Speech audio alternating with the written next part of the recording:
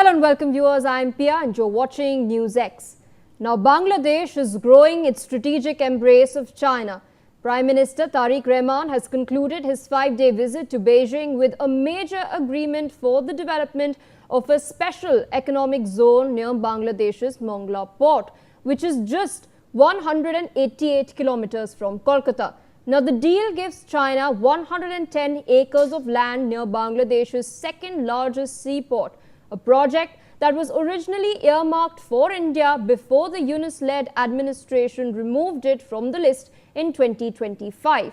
Now, this agreement is being viewed as another step in China's expanding footprint across the Indian Ocean region, where Beijing has investments in at least 17 port projects. China is also set to increase investments in the Chittagong Economic Zone and has backed Bangladesh's aspirations to join BRICS and the Shanghai Cooperation Organization, signaling even closer ties between Dhaka and Beijing. For India, this means China's growing strategic presence in its neighborhood, while Prime Minister Modi is today visiting Seychelles. For Bangladesh, though, Chinese investments bring with them a fear of the smaller country being caught in a debt trap. Will that be the case again with Dhaka? Only time will tell. Joining me on the broadcast are a host of guests: Ambassador Bhaswati Mukherjee, former diplomat; Major General Dhruv Katoch, defense expert; Captain Shyam Kumar, former Indian Navy officer; and Gautam Mukherjee, senior journalist. Thank you all so much for taking out the time and speaking with us on NewsX. I'd like to rope in Ambassador Mukherjee into the discussion first. Ma'am, these developments are very interesting on three fronts. Firstly, Bangladesh's Prime Minister Tariq Rahman chose China for his first foreign visit. This is seen as quite a shift since India has traditionally been the first destination that newly elected Bangladeshi leaders visit. Secondly, the land was originally earmarked for an Indian economic zone but was delisted by the Yunus regime. And now Bangladesh has handed over the project to China. Thirdly, China is attempting to expand its influence in the Indian Ocean region. We've seen what's happened in Sri Lanka earlier with Hambantota port. We've now seen what's happened with Chokpu in Myanmar as well. And now it's Mongla port in Bangladesh. But I wanted to understand from you, ma'am, at the outset, how concerning is it for India to have the Chinese footprint expand in the region in such a manner? Well, thank you very much. It certainly is not a good development from India's perspective, but it can be handled without much difficulty, because a nation cannot change either its history or its geography, and India is Bangladesh's largest neighbor, surrounding it on three sides. It doesn't matter whether they want to have the Chinese presence close to Kolkata or not, close to Diamond Harbour, because ultimately the river pact, the Ganges River Pact, is going to be coming up next year for us to consider whether we will renew it, change it, or discard it. They are dependent on us for a million other things, including electricity, etc., raw materials, etc., etc. So, when you want to tango on one hand with the dragon and on the other hand with the elephant, it's a different kind of a tango. His going there and the Chinese announcing a 14-point list, which includes the BRI, which developing countries, including Bangladesh, which came out of least developed to developing only a few years ago, know very well is a debt trap, as you rightly pointed out. I don't think they're going to get into any such debt trap, because they have already seen for themselves what happened to Sri Lanka. As far as these strategic areas are concerned, be it Chittagong, which is highly strategic, or areas next to our Chicken's Neck, or the Mongla port, which, as you rightly pointed out, was earmarked for us, these have to be watched and looked at very carefully, because he may have selected China as his first port of call, but I understand his second port of call is New Delhi.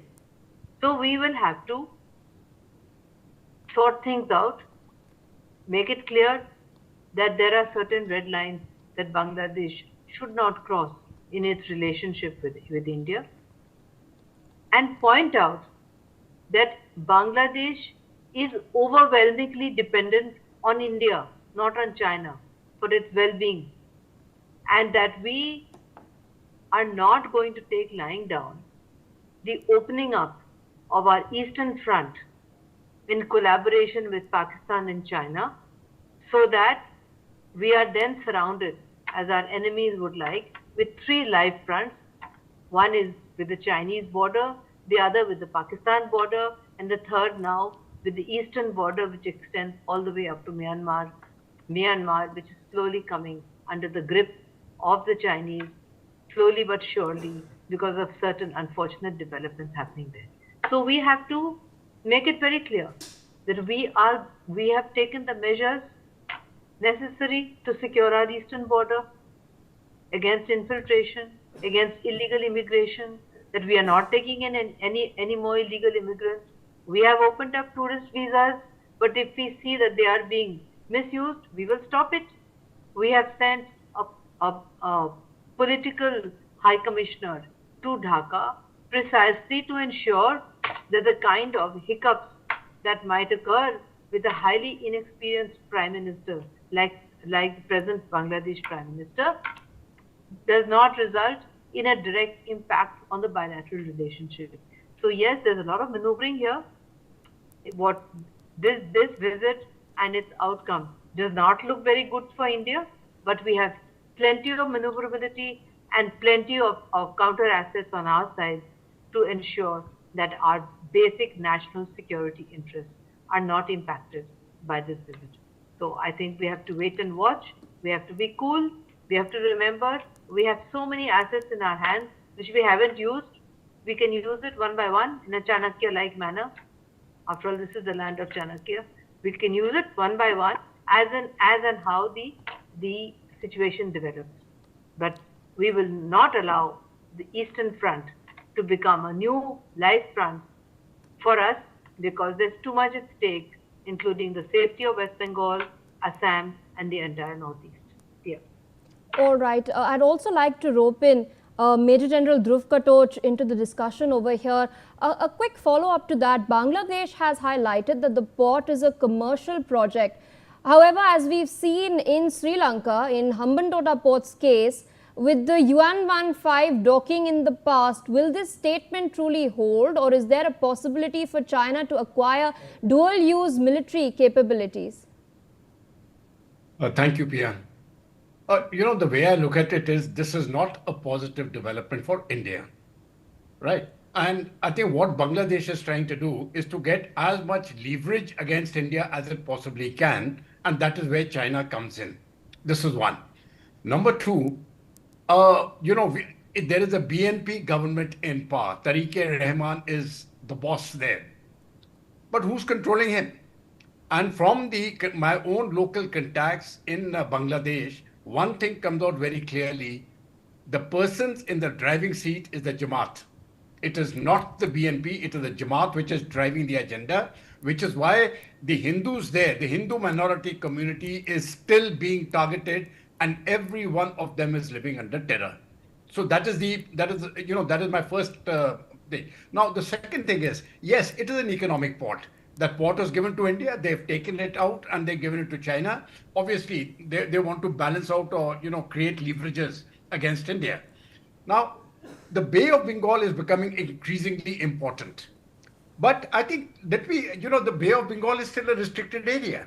It's a big sea. When we are looking at the Western India, the Indian Ocean, the Eastern Indian Ocean, all the way including the Andaman Sea. I think this is the time now we've got to actually speeden up what we are doing in Great Nicobar. Because Great Nicobar, that is the place, from the Andamans where we can control this entire Bay of Bengal and the Andaman Sea, that space. And that is ours. Number two, as far as the Bangladeshis are concerned, you very rightly said it is an economic activity, but it could be used for others. It will be used for others. It's a question of time. Obviously, it won't happen now. Say 10 years, 15 years down the line, it becomes dual use. So we will have to be careful. But on leverages, I think we need to develop counter leverages immediately. May I just give two suggestions? One, the ambassador spoke about the Ganges water deal, which terminates, I think, in December, and it is going to come up for renegotiation. My recommendation is please do not renegotiate. This deal should be allowed to lapse. It does not mean that we will not we will interfere with the water. It means we will do what we have to do, but that must remain the leverage. Number two, Teesta must never be made into a deal. That is our river. Again, I'm saying we don't stop waters, but like the Indus waters, this is our leverage. We will be fair, but we are the upper riparian and we will do it the way we want to do it. And number three, I think anything which we do with Bangladesh must be made conditional on the way they treat their minorities. The situation is bad.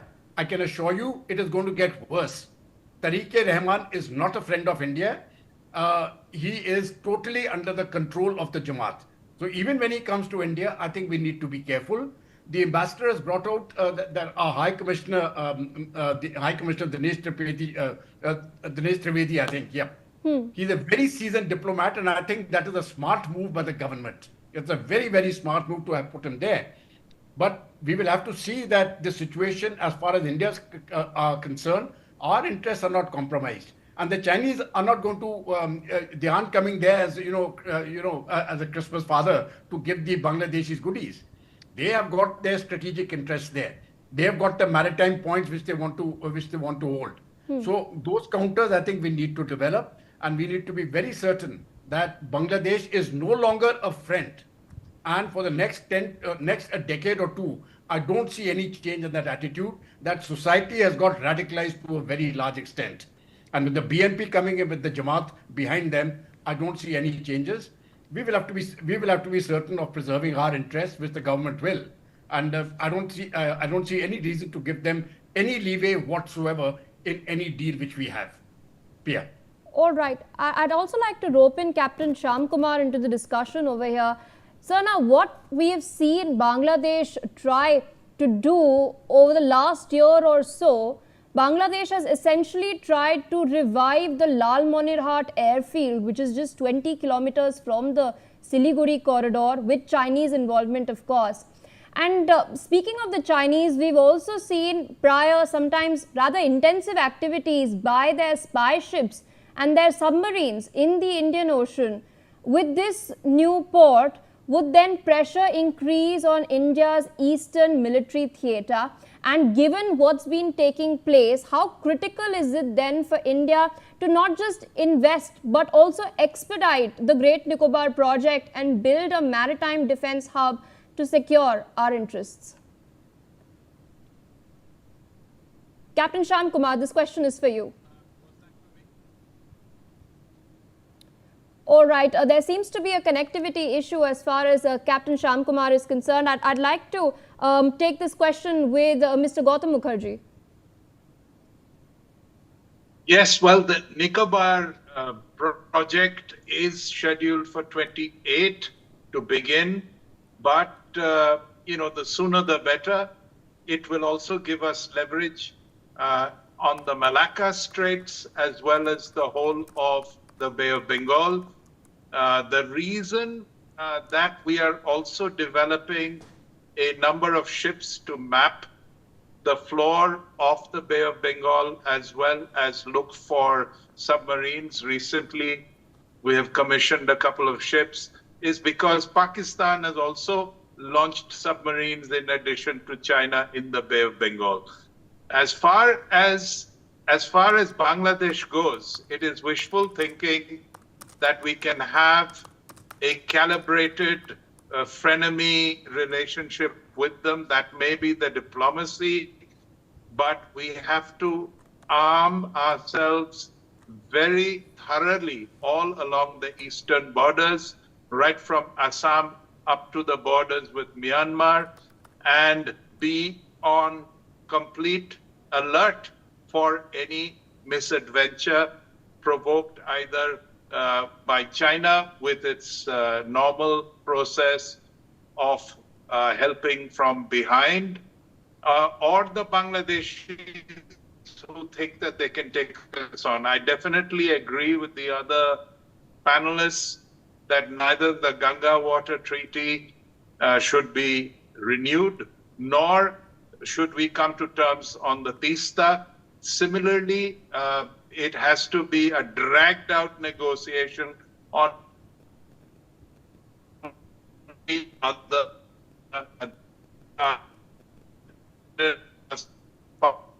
go through India. All right, sir, we're losing your audio over there. We'll request you to reconnect with us. We're losing your audio over there. But in the meantime, I'd like to rope in Ambassador Mukherjee back into the discussion. One point that Mr. Gautam Mukherjee pointed out was the fact that yes, while Bangladesh is pivoting towards China, it is also pivoting towards Pakistan. We've recently seen Pakistani ships dock there as well. We've seen, in fact, one of the lieutenant generals of the ISI being present in Dhaka as well quite recently. Speaking of, what Bangladesh is doing, given the context of what's really taken place in the past, we know what's happened in Sri Lanka with Hambantota. We know of the CPEC being stalled in Pakistan as well. It's almost a recurring pattern.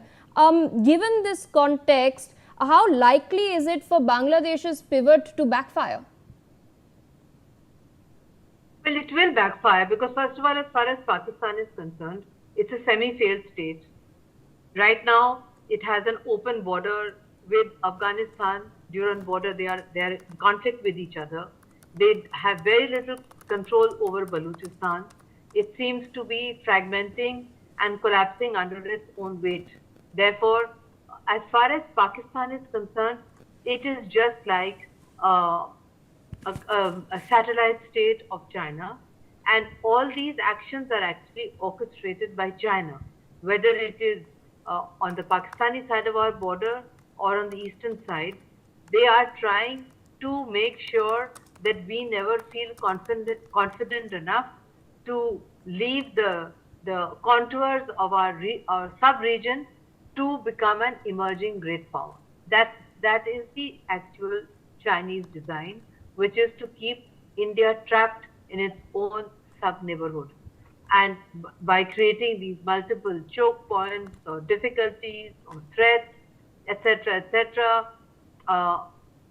to make India understand that if it tries to become an emerging great power, it will have huge difficulties with regard to its live borders, which were once friendly borders. They have become live borders, especially on the eastern side.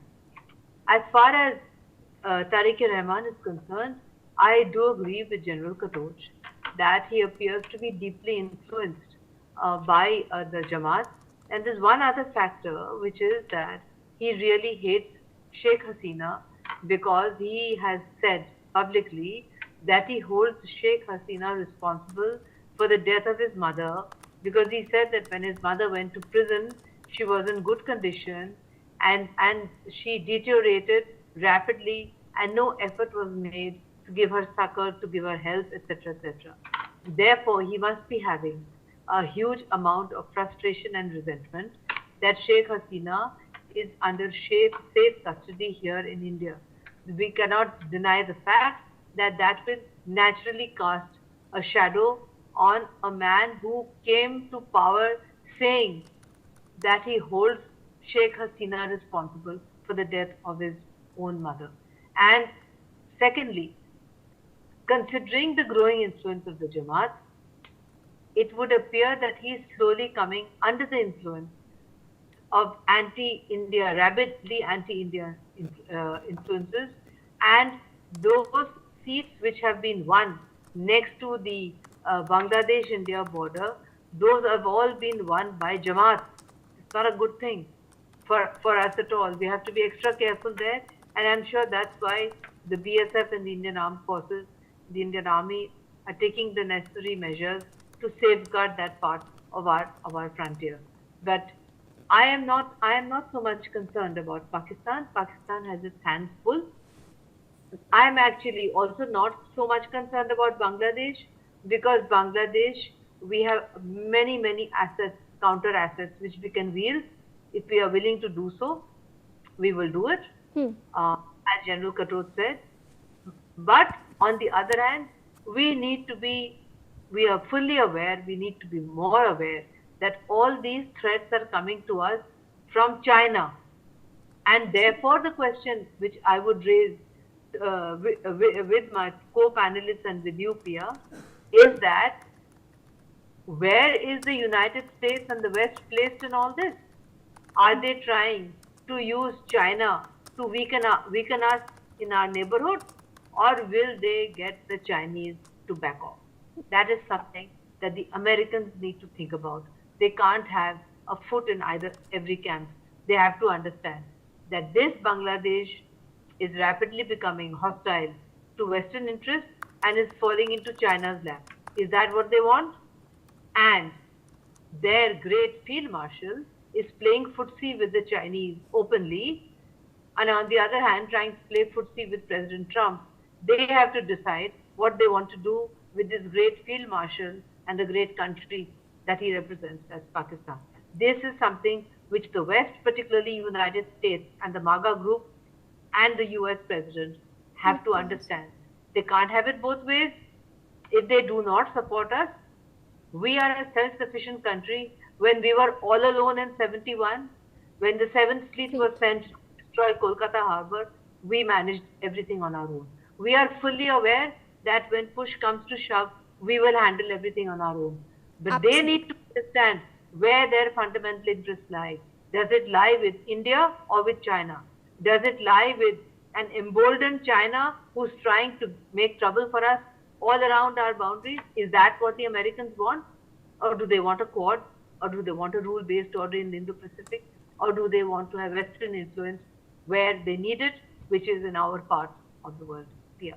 Absolutely. I'd like to rope in Captain Shyam Kumar into the discussion here. Of course, I'd earlier tried to ask you with regards to what the Chinese have been doing in Bangladesh in particular, whether it's trying to revive the Lal Monirhat airfield and now with this fresh port. But how can then India respond to this pressure on its eastern military theatre? There has been a long-drawn plan of the restructuring of the 17 separate, service-specific commands into integrated tri-service theatre commands. In fact, the CDS, General N.S. Rajasubramani, who recently took charge in May, has stated that he will actively prioritize the execution of this plan. How crucial is it then to ensure that this takes place in order to counter what China is really doing in the Bay of Bengal? We've seen how spy ships are being used every single time a NOTAM is issued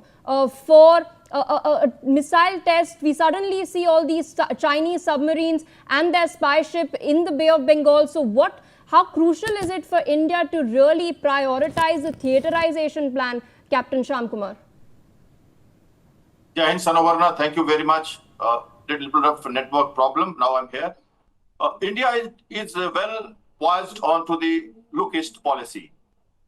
Indian armed forces are well prepared to thwart any kind of adversaries' advances in Bay of Bengal. It's not a new story. If you see from 30 years or so, in fact, Bangladesh is our small brother. We created this Bangladesh from East Pakistan. We created it for a good region, and we want to coexist peacefully as a neighborhood. However, because of the ISI, because of the Pakistan intervention and the defeat that they had, they have not been able to swallow it. So they continue disturbing Bangladesh by the radical forces. And the ISI is fully into it. Again, with the new government, you know what happened in the last 2 years. We have the exiled Prime Minister here in India, and the new government is trying to diversify the dialogues from, at international level. Obviously, China has been pushing Bangladesh from many years before also, whether the fighter aircraft, whether the missile technology, whether the industry, trade, commerce, all this they are trying to do. Whether they want to come to Mongolia, they want to give a lot of concessions and advancement to these ports at Chetgaon, whatever they want to do. We have done it before, and we have thwarted all this, the policies, all this planning, all this extra mileage that was taken. For 1 year, 2 years, it worked. Again, it went down. 2013, this corridor at China, India also was involved, and Myanmar and Bangladesh. India was moved out. China continued in 2013 from 1999 itself. But again, with the movement of new political leader to China, there have been certain 14 point joint statements which we are listening. We will be looking at it. We will be giving calibrated measures, responses directly, indirectly. China may try to use the string of pearls, one Belt and Road initiatives.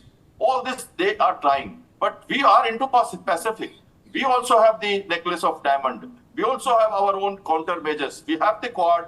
We have to look at USA in a measured manner. We have to use in our areas of interest. As we know, in the diplomacy, there is no permanent friend or enemies. So today it is Bangladesh, tomorrow it could be somebody else. We have to not look at only Bangladesh, Maldives, Sri Lanka. Story is there, Myanmar. We have Sidway Port. We have that advancement to go to northeast. We have heard Munir talking that next time we will be looking at you from eastern areas. We have our eastern commands. We have our maritime forces gearing up in integrated commands. We are looking at our new ballistic submarines. We are looking at credible deterrence. Militarily, you asked me a question. Militarily, we are well capable in our areas of interest. In Indian Ocean, we will hold the name of Indian Ocean to our best ability and our best control. And for that, Indian military services are ready and growing technologically, indigenizing, and Atmanirbhar Bharat. We are not looking at only imports. Now we are looking at exports. So slowly with the surface Navy, underwater capability of Navy, air elements, the Air Force might, and the induction of new technology, weapons, drones, autonomous boats, ships, and UAVs, and space integrated into all this, we are keeping a track on to everything. Our Negovar project, our 6-degree channel surveillance, our Malacca State choke point surveillance, all this is under control. We are expanding, and we will be countering. We are looking at China's advances into Bay of Bengal not from now, from many years, and we have been taking measures to counter them and develop our own assets, infrastructure, surveillance measures, and also the friendly neighborhood relationship. We are giving aircraft, ships, carrying out interoperation between the countries. We are looking at maritime strength in a global manner. At least in southern part of this world, India is taking that lead on a maritime front, and all other three services are joining together in one hand to make India survivable in this areas of operation. So let me assure your viewers from your channel that Indian Armed Forces will be there to look after the interest of the country at all time. Absolutely. One quick final comment from Major General Katod. Sir, I'm running out of time, so there's only about a minute left. I want to continue the chain of thought that Ambassador Mukherjee had in fact pointed towards. China says one thing, then does another thing. We've recently seen Chinese Foreign Minister Wang Yi over here. He met NSA Doval as well. Repeatedly in the press releases that they put out, they speak of normalization, but at the same time, their actions are of course hinting towards them trying to realize their expansionist aspirations. They're telling us to separate these aspirations from economic ties, but it's still resorting to these underhand tactics. The West also is choosing to remain blind. How do we proceed from here? Pia, I'll be very quick. One, China will use its complete influence with the neighbors to keep India confined to South Asia. That is why they want to continue with economic ties which benefits them, but on all other issues they want to keep the pressure on India. This is not going to be acceptable, and I think we will tell China where to get off. There was one point which I thought I'll mention very quickly. You spoke of Lal Monirhat, where the Bangladeshis are thinking of building an airfield, and it's very close to the Chicken's Neck. I'm very frankly, I'm not concerned about that airfield. I hope it comes up, and I hope they make it whatever they want to make it. It is within India's artillery range. We don't need missiles to destroy that place. Our field artillery can do the job. So it will be a blunder on their part if they really want to develop it against India. For any other purpose, it is fine, but if it's anti-India, we'll sort it out. And on that ocean thing, just because the ambassador had mentioned this point, I think this in the Bay of Bengal, there is going to be rivalry between China and the US. India has to pitch in its hand. We will play India's hand. We're not going to play with either China or with the USA. The USA has used all these radicalized elements even within Bangladesh. That is why the change of government took place. Yes. So when we are saying that we are cooperating with the Americans against terror, that is so long as it's not interfering with American interests. Otherwise, the Americans are quite prepared to use each and everybody, and they also have an interest in keeping India down, not too down, just down enough so that they can keep us under control. I think we have become big enough now. We'll play our own game, and we'll play it to win. Pia. All right, with that, I would like to thank all my panelists for having taken out the time